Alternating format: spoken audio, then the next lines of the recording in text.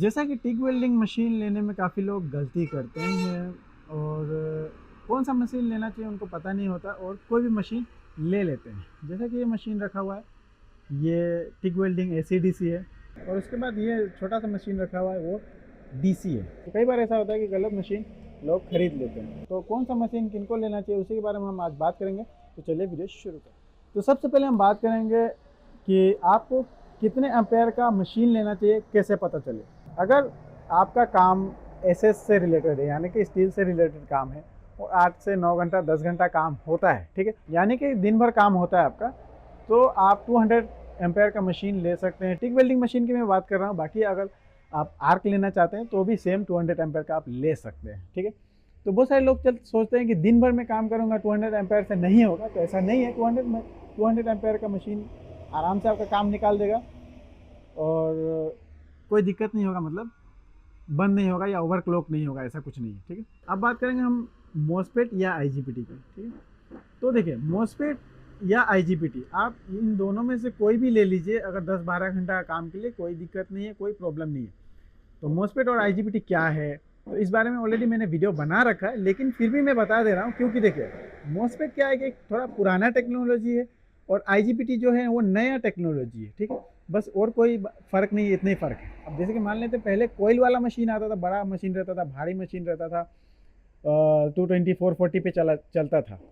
अब क्या है कि मतलब वही सेम मान लेते हैं कि सेम जो कोयल का काम करता है जो मशीन, वो सेम मशीन अब ये मशीन काम करते हैं। जैसे कि टेक्नोलॉजी चेंज हो गया, तो अब मॉसफेट आया उसके बाद, कोयल के बाद, तो क्या हुआ कि मतलब सेम काम वो मॉसफेट छोटा मशीन कर देता था, मतलब हल्का और छोटा। तो यही फर्क हुआ। अब क्या हो गया है कि मतलब IGBT आया, तो जब IGBT आया तो क्या हुआ कि मतलब उससे भी छोटा हो गया। अब देखते होंगे कई बार कि इतना छोटा छोटा वेल्डिंग मशीन मिलता है, ठीक है, आईबल का या शक्ति का, कुछ का भी, मतलब 200 एम्पेयर का, 215-230 एम्पेयर तक आता है। मतलब तो सोचिए 200 एम्पेयर लेने के लिए कहाँ पहले बड़ा मशीन यूज किया जाता था, ऑयल वाला, कोयल वाला, ठीक है। उसके बाद क्या है कि मॉसफेट आया तो थोड़ा छोटा हो गया मशीन, हल्का हो गया। वैसे ही जब IGBT आया तो और हल्का हो गया और मतलब अपग्रेड हो गया, ये समझ लीजिए, ठीक है। तो वही चीज़ है। तो अगर आप IGBT पे जाना चाहते हैं तो आप IGBT पे जाइए, कोई दिक्कत नहीं है। अगर आप अभी भी मॉसफेट यूज़ करना चाहते हैं तो भी कोई दिक्कत नहीं है, बिंदास यूज़ कर सकते हैं, अच्छा है। ये मेरे पास जो मशीन है एक 200 एम्पेयर का, जो टिक वेल्डिंग मशीन, आर्क भी उसमें है, तो वो मॉसफेट है, कोई दिक्कत नहीं, मैं चला रहा हूँ, कोई दिक्कत नहीं। उसके बाद जो ये मशीन जो आपको दिख रहा है, ये फुल्ली IGBT है, इसमें मॉसफेट नहीं है। बट फुल्ली IGBT बोला जाए तो नहीं रहता, मॉसफेट का यूज़ होता है उसमें भी, बट IGBT के नाम से जानते हैं लोग कि IGBT है। और हल्का थोड़ा रहता है, काफ़ी बड़ा मशीन, ये काफ़ी बड़ा मशीन है बट हल्का है। लेकिन अगर यही मॉसफेट में रहता तो और ज़्यादा भारी होता। तो यही चीज़ है, आप चाहे मॉसफेट ले लीजिए या IGBT ले लीजिए, वो आपका मर्जी है, जो भी आप ले सकते हैं, ठीक है। तो वही बात। तो अब ये समझ लीजिए कि अगर आप अभी iPhone 16 चल रहा है, तो उस अभी iPhone 16 के ज़माने में आप iPhone 13 या 14 चला रहे हैं, ऐसा समझ लीजिए, ठीक है। बाकी जो कोयल वाला है वो iPhone 6 या 7, 8 इस टाइप का आप समझ लीजिए, तो वही है। तो अगर आपको लगता है कि आपका काम चल जाएगा iPhone 13 से, तो 13 ले लीजिए, कोई लीजिए, मतलब वही चीज़ है, समझ लीजिए। अब हम बात करते हैं 300 एम्पेयर का मशीन किनको लेना चाहिए, ठीक है। तो देखिए, जिनका ज़्यादा काम है, कंटिन्यू काम है, ठीक है, जैसे कि 12 घंटा कंटिन्यू, 12 घंटा पिछले बार भी मैंने बताया था, लेकिन इसमें क्या बता रहा हूँ कि 12 घंटा अगर SS का काम है या IMS का, तो कंटिन्यू वेल्डिंग मशीन नहीं चलता है, ठीक, क्योंकि थोड़ी देर चलाया जाता है, उसके बाद क्या होता है कि मतलब घूमते फिरते या कुछ भी मतलब करते, इधर उधर टाका लगाया, वेल्डिंग मारा, थोड़ा सा चल जाता है, तो उस हिसाब से आप 200 एम्पेयर का मशीन चला सकते हैं। और एक बात और कहूँ कि जैसे कि हेवी काम है, काफ़ी लोग ऐसा सोचेंगे कि 200 एम्पेयर का मशीन जो हेवी ड्यूटी नहीं कर पाएगा, तो ऐसा भी नहीं है। मतलब हेवी से रिलेटेड है कि जैसे कि अगर आप 20-25 mm का थिकनेस पे वेल्डिंग करना चाहते हैं, तब आप 300 या उससे ऊपर का आप ले सकते हैं वेल्डिंग मशीन।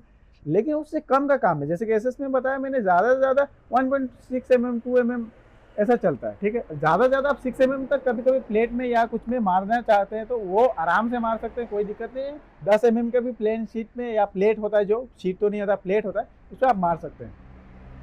तो ये चीज़ मैं कंफर्म कर दे रहा हूँ। बाकी उससे ऊपर का जो काम है और कंटिन्यू काम है, तो उसके लिए क्या है कि मतलब आपको 300 एम्पेयर से ऊपर जाना पड़ेगा या 300 एम्पेयर लेना पड़ेगा, ठीक है। और एक बात का कंफ्यूजन रहता है कि लोग सोचते हैं अगर 300 एम्पेयर लें या 300 से ऊपर लें तो क्या वाटर कूलिंग सिस्टम ही लेना पड़ेगा आपको, तो ऐसा ज़रूरी नहीं है। देखिए अगर आपका कंटिन्यू काम है, जैसे कि कंटिन्यू वेल्डर मशीन पे बैठा है कि मतलब चल रहा है तो चल रहा है, तो क्या उस टाइम में आप वाटर कूलिंग सिस्टम लीजिए, ज़्यादा बेटर रहेगा। वरना ये एयर कूलिंग सिस्टम जो मशीन आते हैं ये सब बढ़िया है, कोई दिक्कत नहीं, अच्छा चलता है। अब हम बात करेंगे एसी डीसी मशीन और डीसी मशीन। तो एसी डीसी मशीन और डीसी मशीन किनको लेना चाहिए, उससे पहले हम ये चीज़ समझ लेते हैं एसी डीसी और डीसी मशीन क्या है। ठीक है, देखिए ये जैसे कि मशीन है, ये डीसी मशीन है, तो इसका मतलब ये नहीं है कि ये बैटरी से चल रहा है यानी कि डीसी से चल रहा है, ऐसा कुछ नहीं है। फंक्शनैलिटी होता है, जैसे कि आप एसी में प्लग इन करिएगा, एसी में प्लग इन करने के बाद ये एसी करंट लेके उसके बाद आपको डीसी सप्लाई देता है।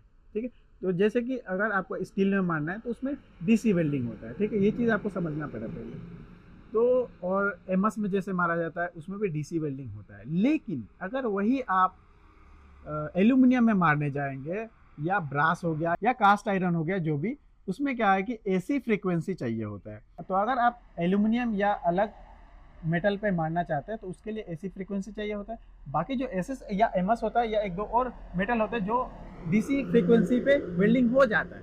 ठीक है, तो इसको समझने के लिए मैं ये बताऊंगा कि अगर आपको एल्यूमिनियम में वेल्डिंग करना है तो आप एसी डीसी मशीन लेना पड़ेगा आपको, क्योंकि सिर्फ एसी मशीन मिलता नहीं है। वैसे आता है तो एसी डीसी ही बोल के आता है कि ताकि दोनों वेल्डिंग हो जाए उसमें।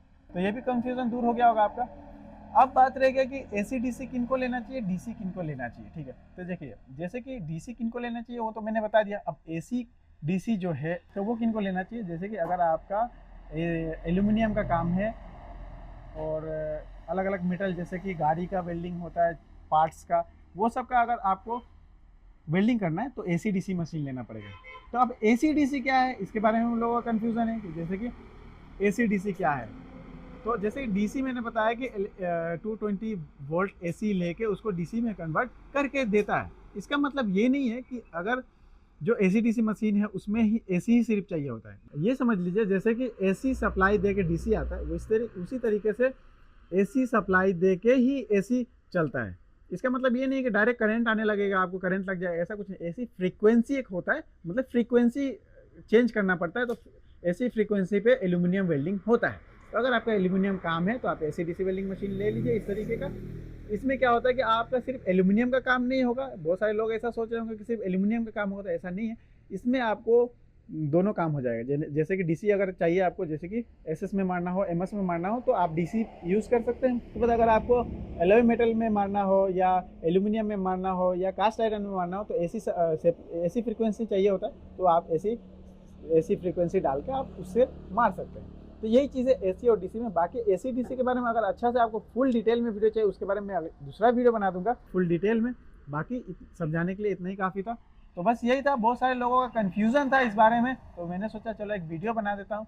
तो उम्मीद करूँगा जो भी आपको बताया मैंने आपको समझ में आ गया होगा। अगर कुछ बाकी रह गया तो आप नीचे कमेंट्स कर सकते हो, वरना मुझे इंस्टाग्राम पे फॉलो कर सकते हो, वहाँ मेरा नंबर दिया हुआ है। अगर आपको कोई भी पर्सनल जानकारी चाहिए तो आप वहाँ से मुझे डायरेक्ट कॉल कर सकते हैं।